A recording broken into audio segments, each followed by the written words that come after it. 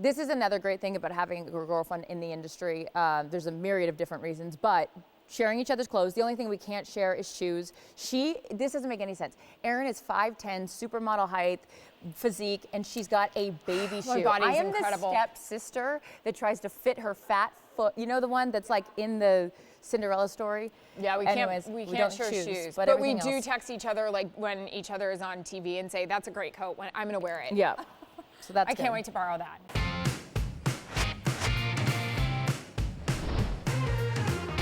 I started here as the human resources department, that whole story. I just like lied to get in the building because I knew I always wanted to work here.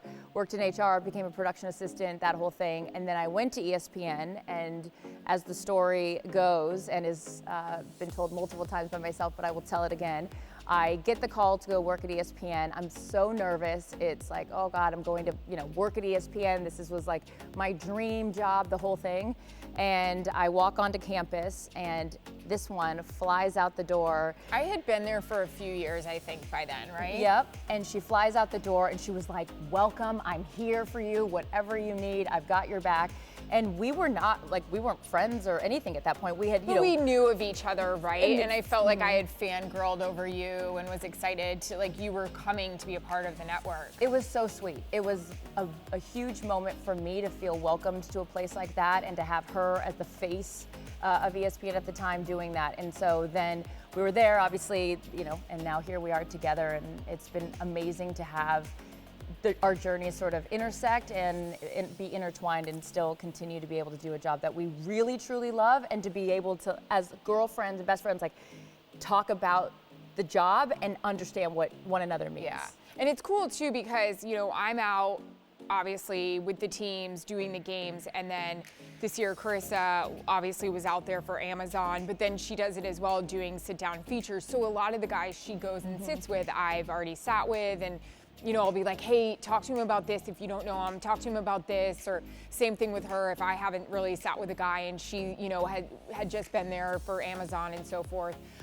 So yeah, it's really cool. It's very refreshing in an industry that is so competitive and really cutthroat, especially with women, that she gets it. She's one of my best friends. It's, with us, it's like, hey, I can't do this sit down, can you go do it? I'm gonna tell so-and-so that you're available for it.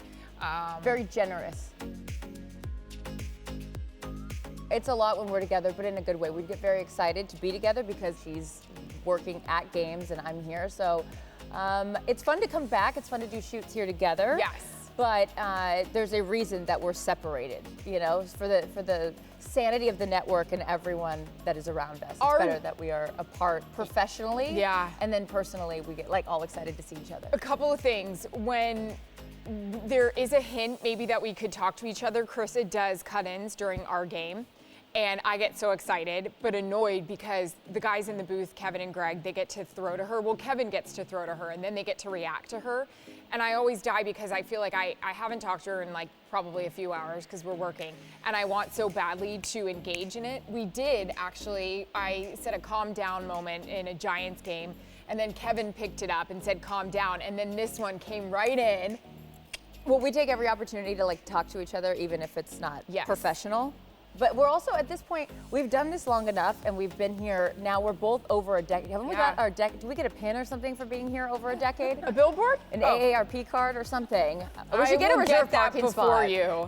But either way, we've been here for the majority of our professional careers. Thank God. Thank God, exactly. Having worked other places, we always say this, and we really mean it. This is home, this is family. It has brought us our greatest friendships, each other, and also the guys that we get an opportunity to work with. It's like the greatest locker room, as we call it. And we feel very lucky to work at a place like this. They're not paying us to say, they technically are paying us to say that, but we would say it anyways. They could pay us more to say it if they wanted. The other thing is, our dream is, before we are told that we're not allowed to work here anymore, is to work a game together. Because we know that would be so chaotic. I feel like our producer, Richie Zions, would be like, hey, Erin, and there'd be no response because I'd be in the end zone with her, just catching up. But what do you think? No, that's false, because we love the game so much. We'd be so jacked up. Here's the problem. We would take liberty celebrities, and our sideline hits would end up being like 3 minutes, and it's like the SNL skit where they're trying to throw it back to the booth, and then we keep interjecting. So again, there's a reason we're separated, but that would be great if we each got a sideline. Oh my God. I'm not great on the sideline reporting. I'm going to be honest with you. Yes, she is. No, because I'm not really great at it. Yes, Again, you being are. succinct in my reports, but I would love to go back to the sideline just to work with you. The Super Bowl every 3 years. We're lucky that we get it 2 out of the next 3 years because of the way that the contracts work. But I love the moment right before the game, and Erin is going to, do her hit in front of 50, 60, 70, whatever the number is, million people, 100 million, whatever it is. And I love standing right next to her and watching her do her thing and then giving her a big hug after it's over, because I'm so proud of her and knowing like this is the moment, and we've both wanted to do this job ever since we were like little kids. So watching her in that moment, like, well, look at me, I'm about to cry. Anytime I see you, I text her after I see her, it's because I will do the highlights during the game so I get to see her first hit and stuff like that. I think just, yeah, I mean, Super Bowl's always a big one because that's the mecca. But even when you were Dancing with the Stars and all the other jobs that you've worked, I think I'm just always, I know what you do for a living, but every time I see her on TV, I'm like, oh, Erin's on, be quiet. Like, I want to hear what she's saying and what she's doing. And I'm at my proudest professionally watching you when I know you're yourself. Like yesterday, even when you were doing your opening hit and like the noise in the background, you're like, well, there it is. Like, she's gotten very good about not feeling like she has to be perfect. Love you. And that is my favorite Erin, because it is, as a viewer at home, I don't want you to be perfect. I don't want you to be robotic. I want her to be like, oh, I want to be friends with that girl because she's loose and fun and still professional, but Love you. Reminds me when she's manning her desk and the big, responsibility she took this year with Thursday night. That was a big one for me because I was like, I had to be even I was on planes and I had to be watching. Like the game was fine, but like I had to just watch because I knew like what a big moment it was for her and what a big challenge, and it's a new like endeavor for her. So yeah, I was just like always so excited, and I didn't know if she would read my text like during the game, but I was like, amazing job, like this looks great, you look fabulous. We like to vacation together. I think we just love a cocktail and we lying love on the dinner beach. Together. She doesn't eat. Not I'm in a very negative picky. way. I'm very she picky. just loves edamame, and that's it. And I love everything. So Yeah, anything really. you know what we also do love? Our morning catch-ups. Yep. When like after the weekend's over, I get back into town, or It's the inception of the podcast. Actually, exactly. we would. Yep. Most of the time, we would leave each other like 10-minute long voicemails, and then download each other on everything that's happened. And so podcasts were coming out, and I feel like we were very late to things, which we normally are. And we're like, oh, maybe we should do one of those. And it's like, might as well just take our voicemails or our conversations in the morning, and then that turned into the podcast, which I've been so excited about. I have to say, like, I have too. I did not have any expectations of it, just because Erin and I, obviously coming from like the television background, like be scripted on what you're gonna say. Yes, like deviate and be yourself and show personality, but it feels very professional sometimes, the presentation of TV. And so the podcast was hard for me at the beginning because it was like, what do you mean we just get to talk and be unfiltered? So I think at the beginning I was a little awkward. Now I have so much fun. It's like just getting to talk with my girlfriend for an hour once a week and have people actually like listen to it and care. The crazy thing is wherever we go on the road, and I'm blown away by how many men are listening to it. Like men are saying, I just listened to your podcast. I'm like, oh God, really? I always say, I'm sorry. I do too. Yeah, I'm like, I'm sorry. They're like, why are you sorry? Like, I give you an hour of your life back. No, but, it's great. No, I think it's very fun. Erin and I's routine goes a lot like this. Morning texts, send stories of what's happening in the world. Then if the stories are really juicy and we know we shouldn't be texting about them, then we call each other because— Offline. Yep.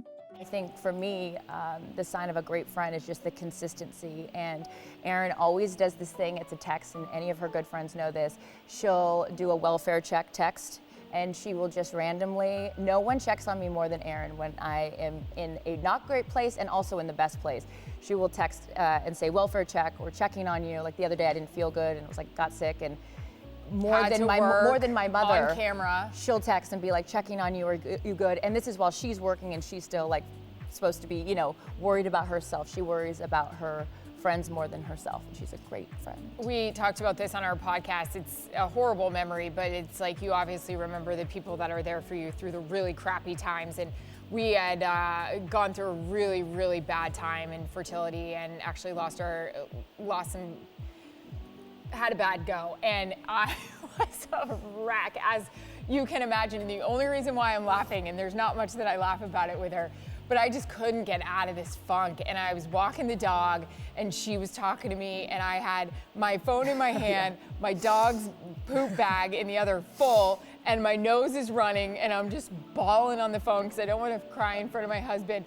And she's just like making me laugh and like, you can get it out, you can get it out. I'm like, I got a handful of dog poop and my nose is running. And she's just like, yeah, it's like being I'm there. gonna get you through this poop, all right, let's go. And I think that my relationship with Erin is far beyond a friendship, and I really do consider her a sister. And that's also too, like, even when we get in fights, like, we used to not be good at fighting. We would just ignore each other. And I think now we've matured, I think, to be able to like have uncomfortable moments, call each other out, and then keep it moving. It's like when you care enough about someone, you got to be able to tell the truth to each other. Say, I love you in spite of all that. I'm sorry, or you hurt my feelings, or you did this or this, and then move on. Like, I think that's why I know that my friendship with Erin is real, is because it's not all perfect, and that makes me love it even more.